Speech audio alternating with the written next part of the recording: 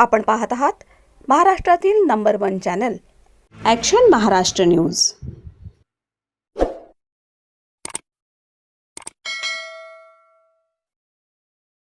काय सांगणार आहे आपण? कुठल्या प्रभागामधून उमेदवारी जाहीर झालेली आहे? कुठल्या पक्षातून? प्रभाग क्रमांक 2 ब ओबीसी प्रभागातनं मला भाजपा आरपीआय युतीने आरपीआय पुरस्कृत उमेदवारी दिल्याबद्दल मी पक्षाचा, दोन्ही पक्षांचा खूप खूप आभारी आहे।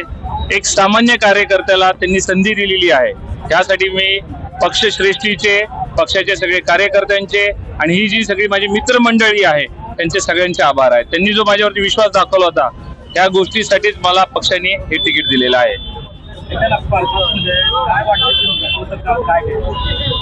प्रभागामध्ये सगळ्यात इम्पॉर्टंट आहे जे शिक्षणाचा दर्जा आहे आपल्या महानगरपालिकेच्या शाळेत, त्यावरती मी सगळ्यात पहिले काम करेल। आरोग्य असेल, रोड असू, गटार असू किंवा पाणी असू, हे तर बाय डिफॉल्ट माझ्याकडनं ह्याच्यावरती तर काम होणारच आहे। पण मुलांचं आरोग्य आणि शिक्षणाकडे मुलांना कसं प्रवृत्त करता येईल आणि व्यवसाय करण्यासाठी पण मुलांना कसं प्रशिक्षण देता येईल या गोष्टीचं माझं प्राधान्य आहे।